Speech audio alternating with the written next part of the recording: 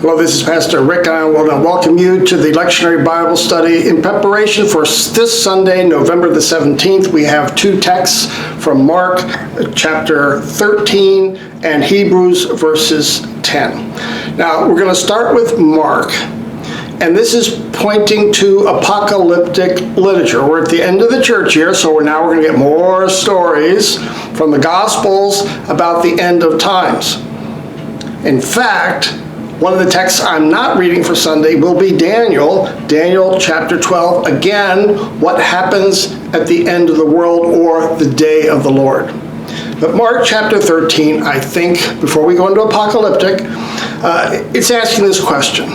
When Jesus is no longer physically present, what does it mean to follow him? So when Jesus isn't actually here, what does it mean to follow him? Because obviously that was something that people in the church were wrestling with, and it's one of the reasons why Mark wrote this gospel.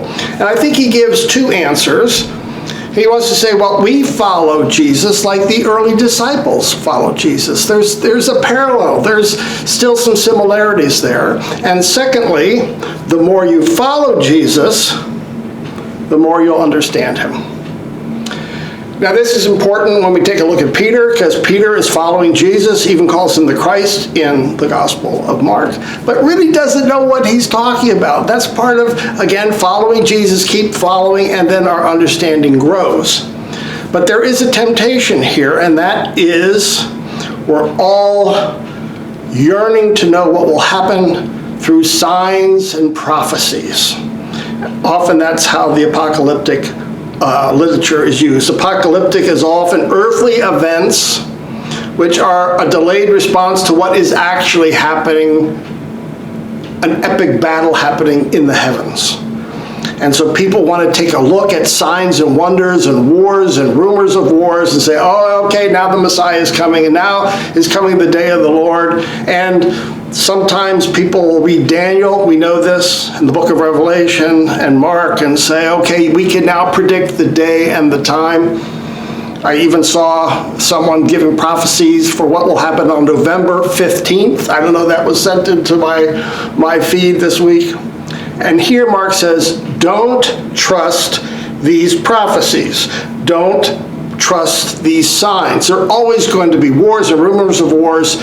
He uses the metaphor here of a woman giving birth. And he says, that doesn't mean that the baby's going to be born. It means that's sort of the process of what's going to happen in the end times. There will be all sorts of signs and wonders and wars, but no one knows the day or the time. So be cautious. No signs other than the cross of Jesus, the suffering Messiah, the one who suffered, died, and rose again.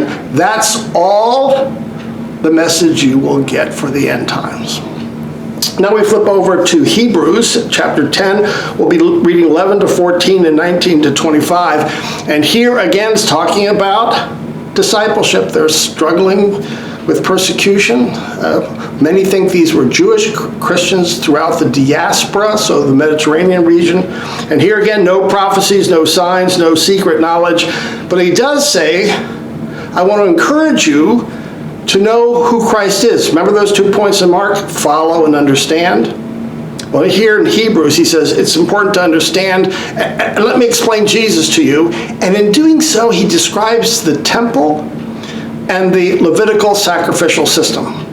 And when you hear this, your eyes might glaze over and say, well, I don't know much about the Jewish temple. I don't know much about the Levitical sacrificial system because, well, I'm just not interested in those things.